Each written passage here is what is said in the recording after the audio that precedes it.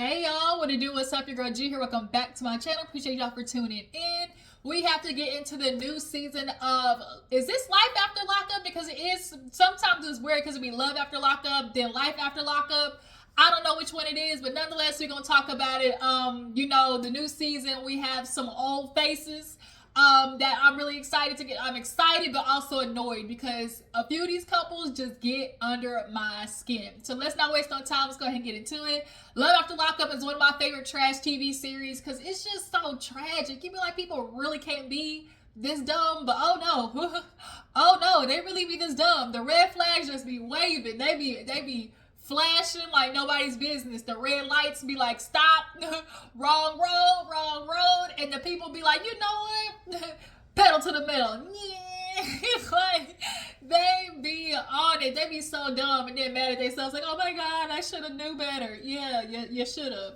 But yeah, you guys, let's go ahead and get into it. If you're new to my channel, I appreciate you for tuning in. Let me know, drop down in the comments where you found your girl from, what directed you to my channel. I really appreciate anybody who's new, everybody becoming a member of the Juice Box crew, and everybody who's already part of the family. Y'all know what's up. Go ahead and hit that thumbs up button. It does your girl really good. You know, you just hit that thumbs up button, okay? It's free. Won't touch your bank account, all right? It ain't gonna kill you. I ain't asking for your left arm, your left leg, or your firstborn baby like Rumpelstiltskin. I don't want none of that. I just want you to hit a little button, okay?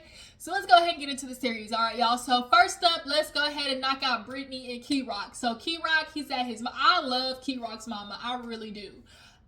So Kerok's mama and him go outside. You know, he pulls her to the side and was like, look, I want to ask you something. I want to get your opinion. He's like, look, I want to marry Brittany. She's like, psh, well, I was waiting on you. You know, I feel like she's perfect. I love her. That's my daughter, you know. I've been waiting on it. So she goes upstairs. She's like, okay, wait, I'll come right back, you know. And she's like, you know, I was holding this out for whenever one of my sons, you know, decides to get married, you know, whatever. So she actually ends up giving Kerok a family ring that's been in the family for forever. And he's just, of course, like, you know, wow, you know, I really appreciate it.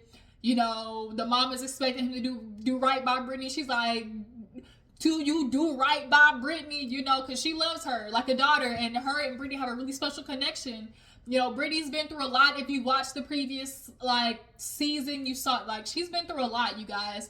And she has a special connection with Kerok's mama, so she loves her like a daughter, and she's excited for them to get married. So it's the day of, he's super excited, and, you know, he's got, you know, a surprise plan. Now, he's telling Brittany that they're going horseback riding, but little do Brittany know that horse is going to be up in the air, okay? It's a horse with wings. So they get ready and stuff, and they're in the car. She's all dressed up in a dress and heels and everything, so they're on their way. You know, you can definitely see the connection between the two of them. They just start kind of talking about, like, babe, you remember when we used to have to, babe, you remember we used to be locked up? Like, just, you know, thinking back on, babe, you remember when they used to search our rooms and throw our shit everywhere? Like, you know, and so they start rapping with each other, like, wow, like, they were just going. It was a cute little moment. And so Kerok kind of brought up Brittany's dad. And, you know, he just kind of talked about, like, you know, your family, them coming around. And, oh, no, I know what it was, because they were talking about, like, the hood or something like that. She's like, babe, you know, I didn't grow up in the best area. You know, he's like, oh, you done got bougie. Or she's like, I ain't bougie. Like, I done grew up in the hood, you know, whatever. Like, we grew up, we didn't, you know, be in the best area. You know, my dad's been jumped. And Kerok was like, oh, yeah, about, like, you say you got to jump by, like, some black guys. And she was like, well, what does that matter? She got defensive so fast. He was like, it's like, it's not nothing bad. I'm just saying, like, I remember you telling me that it was some black guys. And she was like, why do y'all do that? He was like, who's y'all? And that's what I'm thinking. Like, she's like, y'all always do that. Like, now, Brittany, now, girl, that little colonialism was coming out of you a little bit, boo-boo, because y'all always do that. And Kerok was like, babe, I'm not saying nothing, but you can't deny that if your dad was jumped by a whole bunch of brothers, then that might kind of sway how he views me. Like, if I had been somebody else, maybe you know, we could have gotten approval. And she was like, stop, like, let's not do that. Like, you can tell she's still very defensive of her family. That's kind of the hardest part when you grow up. Like, even though your family be doing you like so ass dirty, like you still feel some type of defense of them. And you could tell in that moment she was kind of like trying to defend her dad. Like, he's like, I'm not saying your dad is racist, but you know, that might have something to do why he might not give approval. She's like, well, no, it's the fact that you're trans. And he was like, well, then that's it then. And you know, whatever. And she was like, cut it out. And he was like, babe, okay, I'm not trying to fight with you. Can I just say I'll pray your family comes around or whatever? And she basically was like, she's very temperamental and sensitive about it. Like, she hasn't necessarily quite processed, like, she's actually going to be with somebody that her family don't like. So he was like, well, look, at the end of the day, like, you think it's, you know, trans. I'm just like, you speculate that it's because I'm trans. Well, I'm going to speculate that it's both. It's the fact that not only he's trans and he black. Like, it's okay, Courtney, black and trans. He, like, not just to your dad, but to the rest of the world. He already 3 strikes you out, you know? So, they kind of get back in a better mood. They pull up to the place, and when they go in, she's like, oh, where are the horses? And she's like, welcome to skydiving. And she said, skydiving? And he was like, yeah, you know, skydiving. And so this is where I look at Kerok with my good eye. Y'all, Kerok, I'm sorry, has a few ways that are very controlling. And he basically was like, girl, you said you was going to conquer the world with me, right? You know, when we sat down and I said, like, as long as you're ready to take on the world with me. And Kerok's thing, you know, I want Brittany to prove her love to me. Like, I want her to prove, you know, that she really trusts me. And I'm like, that's right there. When you're in relationships and you constantly are in this state of, like, proving your love to people, that's very dangerous. Brittany's about to be on a very slippery slope relationship with Kerok, and I'm calling it right now. It's very unhealthy. You should not be in a relationship where you're having to prove your love to somebody, because then they'll constantly have you on a cycle of obstacles of, well, since you didn't do this, you must not love me, you know? And the minute they feel like you're doing something that they don't like, they're always going to hold that over your head. But that's how Kerok's like, you know, I just want to, you know, Brittany say she loves me, like, she'll do it. She's going to prove the fact that she's ride or die, essentially. And so Brittany's like, bitch, I ride, but now you're trying to get me to die. So he at least wanted some type of, you know, approval for somebody in her family. So he calls Abuelita, you know, tries to speak Spanish. She gets the approval. And I guess we'll see next week, you know, the finishing product of, you know, them jumping out the plane. Okay? So moving on, y'all, we got Joy and Red. Y'all, basically Joy turned around and got Red. She was leaving, but, you know, she decided to give him another chance because at the end of the day, she got a baby that he's claiming as his. And also, Joy's just insecure. She's self-conscious. She's insecure. She lacks self-love. And I hate saying it in such a, like, blatant way, but it's just the truth.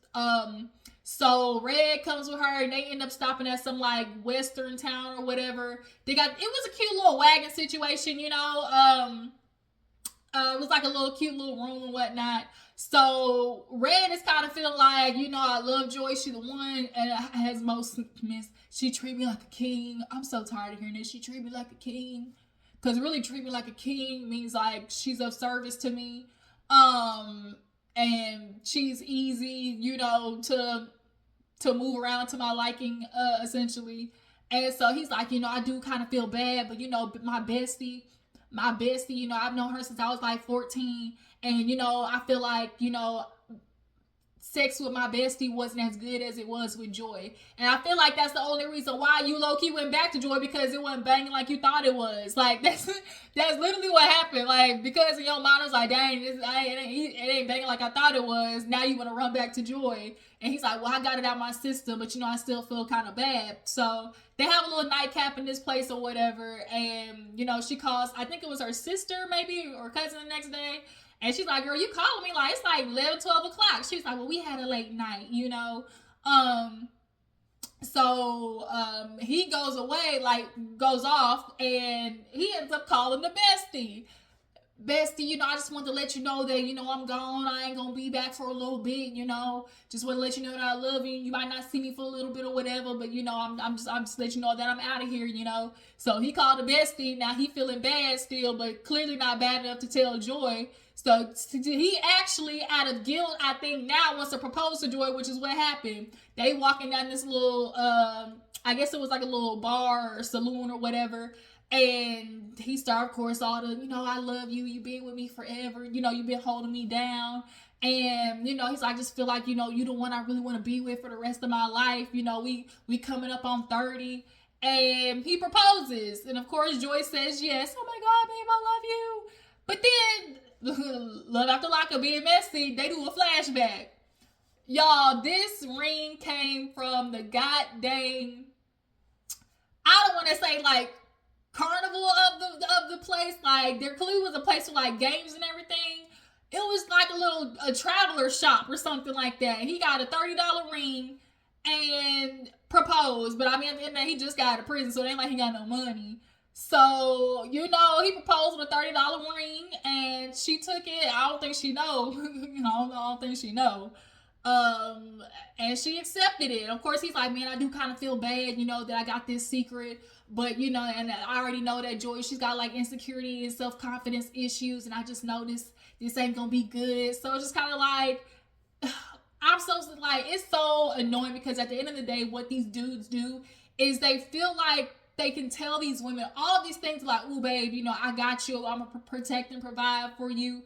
And it's easy for men to spit out the picture of, being a husband and a loving, providing father and a husband, all those things. But then when they really get to the nitty gritty of it and understand that it's a real responsibility to not only take care of yourself, but include taking care of others, they buckle under pressure, point blank period, because they don't be healthy in their mindsets themselves.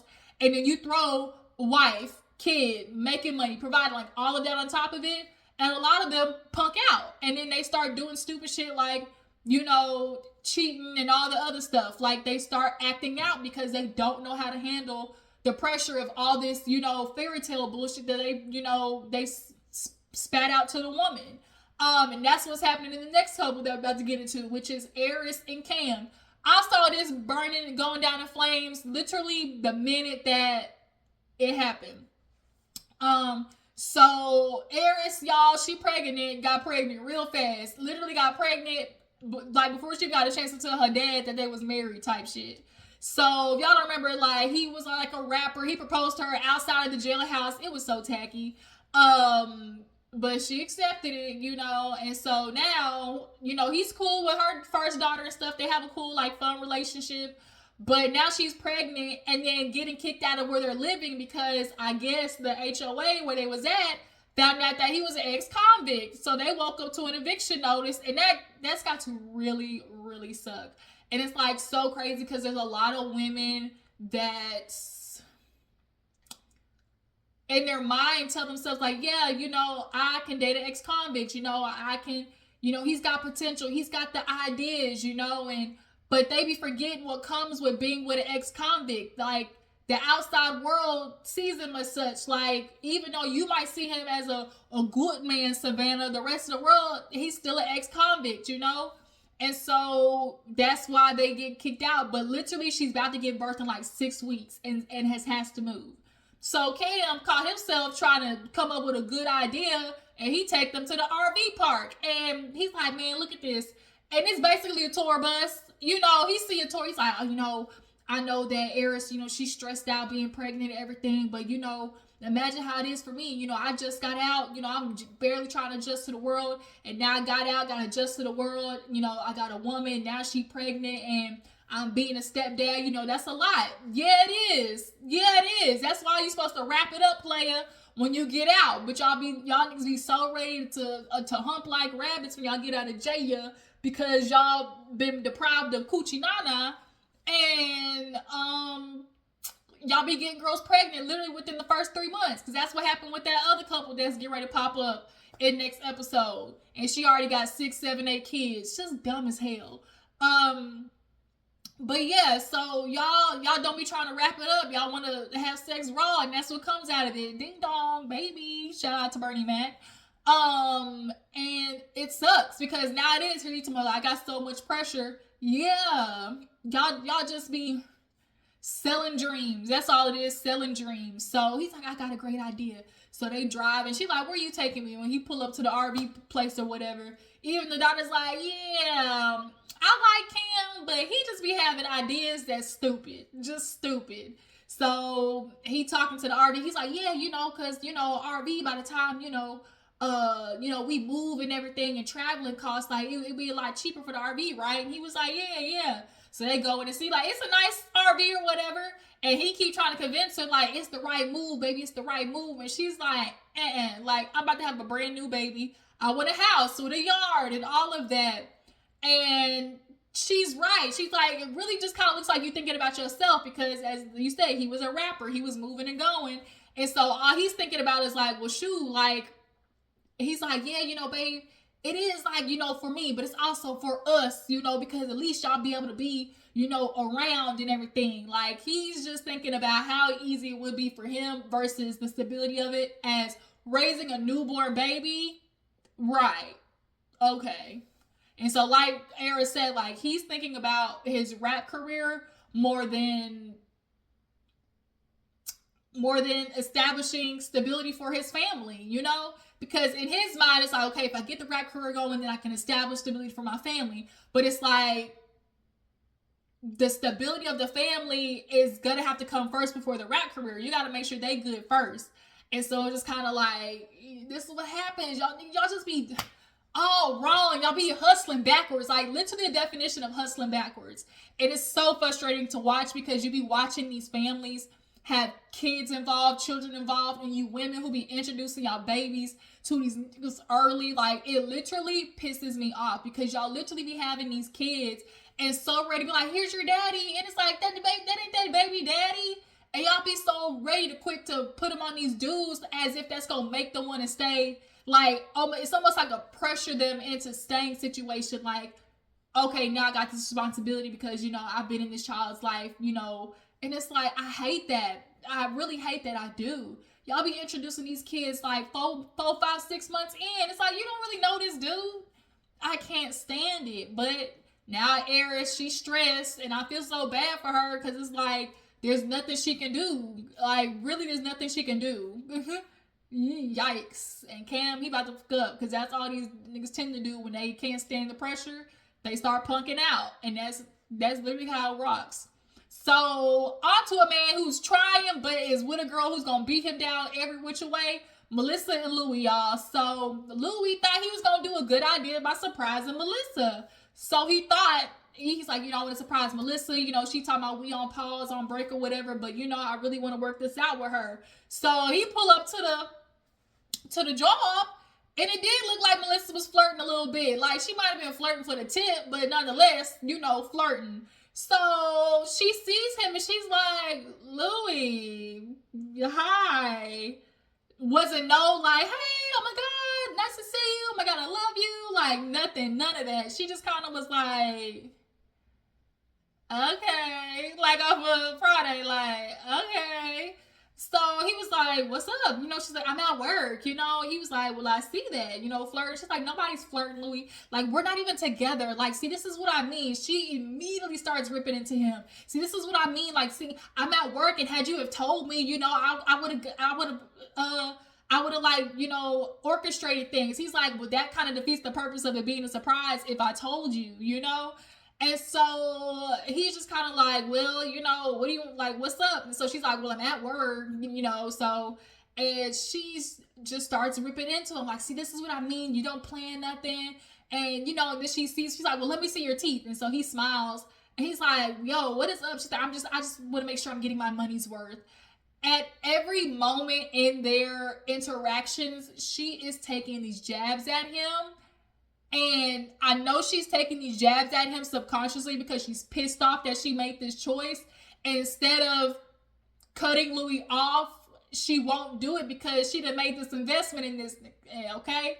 And now she's mad because you bought into this fantasy BS in your head, like the sister, and now Louie is catching on to, and now you can't let go because you done spent 30 grand on this smile, you know? And you like, she is not trying to have no other, she don't want no other bitch benefiting off of it, basically. But, you know, she gets off of work or whatever, and, you know, goes back to the crib. She shows him around. This is my room. This is the guest room. And he's like, well, what do you want with my bag? Well, I mean, you know, since we're still not really together, you can just put your stuff in the guest room. And so he's like, okay, so what's up? What you got going on? She's like, well, I got a barbecue to go to tomorrow, family barbecue. He's like, well, is that an invitation? And she's like, well, I don't know, Louie. Like, I don't really know where we're at. And he's like, well, that could change tonight. That's what I'm hoping. That's what I came to talk to you for, you know? I'm trying to figure this out and work this out with you. So she goes in the kitchen and starts making food. And so he's like, frozen meatballs. She's like, Louie, you were in prison. Like, she is so rough with him. And I actually really feel bad for him. Because a part of him, I feel like he thinks like he's supposed to take it because he is insecure about the fact that he's in prison or whatever, you know? But she be taking them jabs at him, and I do not like it. She's clearly used to very verbally abusive relationships. Y'all know what I'm talking about. Very obviously, that typical Jersey, y'all be ranking on each other in these relationships, and it's bad. She's very verbally abrasive with him, and I don't like it. Stand up, Louie. So, she's like, Louie, you're in prison. Like, you've eaten worse. And so he's like, well, damn. And so he's like, look, I'm trying to figure it out with you. And clearly it just don't seem like this is what you want to do, you know? She's like, well, Louie, I'm just like, this is what I'm just so worried about because, like, I want you to be a man. I want you to move and everything. And so it is crazy because it's like, I want you to, you know, do stuff, you know? So he's like, well, I'm trying to. And she's like, well, I'm just like, because every time, you know, it's just about your mom. You know, you stay with your mom, Louie. Like, you literally have the life of a teenager. He's like, what teenager do you know just did a decade in prison? And she was like, well, that's not my problem. Yes, it is. What do you mean? Louie looked at her like, you knew this when I was at the halfway house. Melissa, the minute you decided to be with him being an ex-inmate, that is your problem. What do you mean? Like, she is delusional. So he's like, you knew that when I was at the halfway house. She's like, here you go, the halfway house. You know, when you stay with your mom, he's like, it's not about my mom, you know? He's like, when you decided to be with me, like, this is what you were taking on. She's like, it's such an excuse. He's like, no, it's the reality. And it is. Like, she always wants to throw in his face like maybe he's using, you know, being an ex-con as an excuse. But no, it is the reality. Like, at the end of the day, when he applies for jobs, when people do a background check, they're not gonna hire him. And you're getting mad at him for something that you knew. So he's like, you know, I did do the jobs. I went on the interviews or whatever, and I didn't get a call back. And so for some jobs, he needed to get there in person. So, which is why he got the car. And he's like, so yes, like there were some interviews and I did go back to the pizza place, you know, because I could rely on that. So she's like, well, that's what I'm scared of, Louie. Like, I'm scared that when you get here, you know, I'm going to become your mom, you know, like at the end of the day, if you can't get a job there, what makes you think you're going to get something here? And so he's like, wow, like, do you even love me? Like, for real? Or is this just some type of high school fantasy? And she's like, well, yeah. Now the reality done smacked her ass in the face when he got out, realizing that, oh, he's an ex-con, he's an addict, he don't have no money, he lived with his mom, like he don't know how to operate in this current world because he went in back when technology was a whole different type of monster. 10 years he been locked up. I think they said 10 or 12 years. So like, he's got a lot to figure out, and you're getting mad at him for that when really you're mad at yourself, Melissa, and you're taking it out on him, and I don't like that. Y'all gonna be standing up for a goddamn ex-con. Not that he don't deserve, like, ex-cons are, you know, bad people or nothing like that, but I'm just like, usually I'll be tearing into these people on here. But he got, like, Melissa, you ain't shit. Like, she really ain't. That's the only thing I can say. You gonna quit beating up on my nigga Louie, okay? But the last couple, y'all, is Taylor and Chance. I don't with Chance. Chance is a scammer if I ever seen one. So Taylor, she's like been doing these little epoxy tables and whatnot. And so she's trying to make a little business out of it. But every time she try to do something, here come Chance on the back of her heels trying to scam money for himself out of it. So she go to a client, and after they go to the paint shop or whatever, he's buying extra shit. She's like, that's $160. What are you doing? He's like, well, I'm trying to paint faster than you always want to cuddle and shit. And she was like, she's another insecure one, and I feel so bad. Like, Taylor, I feel so bad for her, because you can just see like it's just drained from her, the security and just the lack of confidence. You just see it, especially after they just had a baby.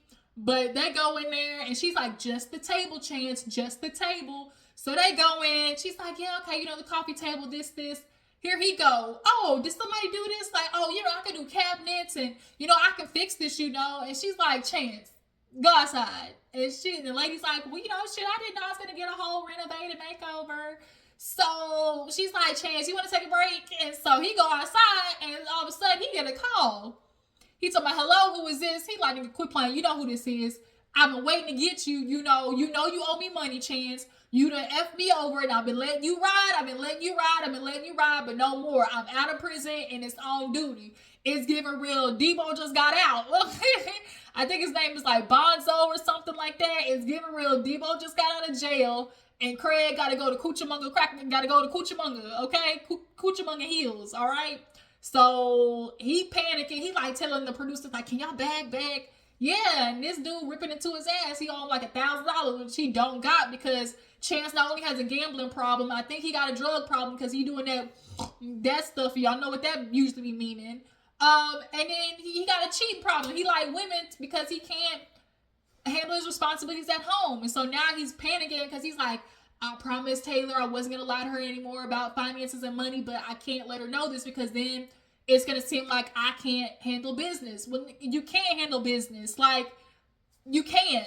And it's just so annoying, because like men like Chance, y'all just be scamming vulnerable, insecure women, and they get stuck in these situations, and their kids be in it. She's another one who got her kids with this dude. He literally just got out of jail, and she got her daughters. Like, he like probation to her house. Like, you don't know this man from a can of paint. I'm like, oh, we've been knowing each other for 2-3 years, talking in prison. Bitch, they be talking nothing but sweet nothings locked up. But now he like, hey, we gotta go. And she's like, well, shoot, like, why you coming to talk like that? Sound like something wrong. He like, nothing wrong. All right. Until you get that bang, bang, that boom, boom, boom, knock on the door at night. But yeah, you guys, that was all the couples. I'm excited to see how this season goes. Y'all tell me what you think about each of the couples. Who y'all feel like is, y'all, I forgot Quaylon and Shavel. Y'all, Quaylon and Shavel, they back. They about to get married, y'all. Quaylon messed up. He got out of 12 years out of prison, and started talking to the women. So y'all know how I usually go. They get out and want to frolic in the land of puss, okay? And so Quaylon and Shavel broke off for like a year or whatever. They did their thing, but now they're coming back together and getting married. So Shavel, she's trying to plan a wedding, and she picking flowers in this ugly ass god dang Sheba Shavel, as I saw in the Twitter comments, this Sheba Shavel mesh with denim bra coochie cutout. It was so tacky. And her wigs, Shavel, don't even want to rip into you like that, but girl, yikes. But she with her friend, and her friend's like, girl, I like this Shavel. I didn't like the other Shavel that was always screaming and fighting and yelling, like you and Quaylon, y'all seem like y'all worked through it.